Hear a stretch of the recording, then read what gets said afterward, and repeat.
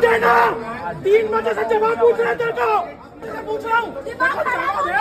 मुंह खोल, मुंह खोल, मुंह खोल, मुंह खोल, मुंह खोल। कैंसिल है सब फ्लाइट तो।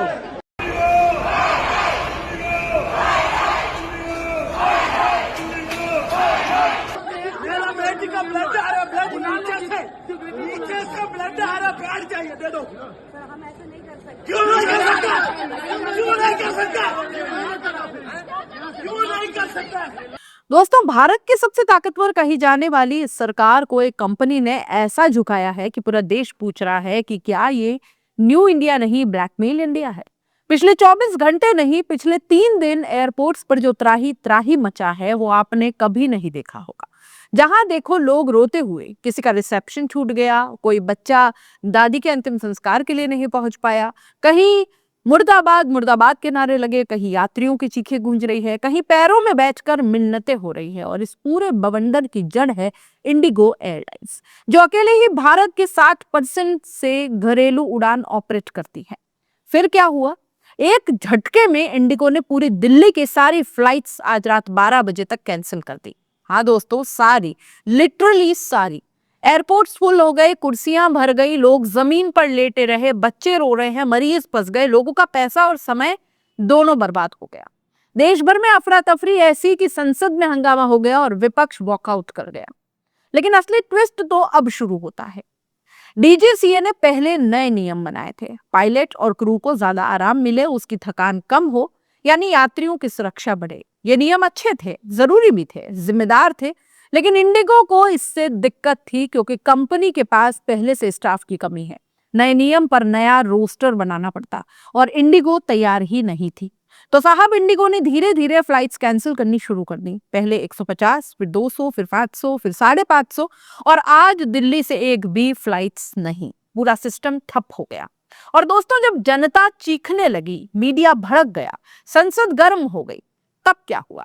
भारत सरकार ने अपने ही बनाए नियम वापस ले लिए। जी हाँ, जिन नियमों को यात्रियों की सुरक्षा के लिए लाया गया था, उन्हें सरकार ने तुरंत वापस ले लिया। इसका मतलब यह हुआ कि पायलट वापस वही पुराने थकाऊ शेड्यूल पर, क्रू वापस उसी स्ट्रेस में और यात्रियों की सुरक्षा भगवान भरोसे। क्या यह है मोदी सरकार की मजबूती?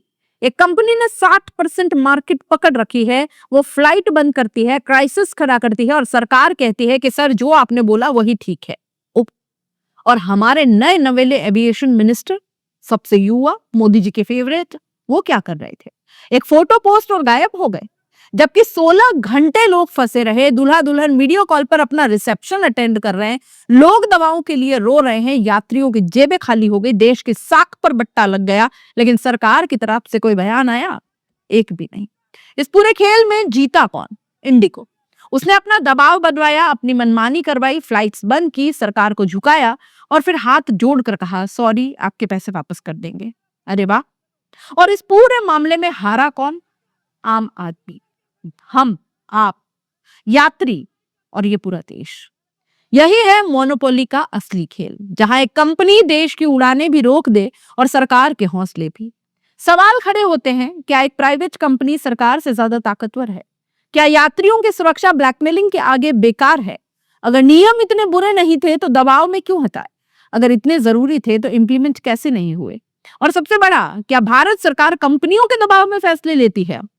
दोस्तों, ये कोई शर्म की बात नहीं, राष्ट्र स्तरीय चेतावनी है। अगर आपको ये न्यूज समझ में आई है, गुस्सा आया है या लगा कि सरकार को जवाब देना चाहिए, तो कमेंट बॉक्स में लिखना मत भूलिएगा और चैनल को शेयर, सब्सक्राइब भी कीजिएगा और लाइक भी, क्योंकि सच्ची खबर पहुंचाना आज सबसे ज्यादा मुश्किल काम है। नमस्कार।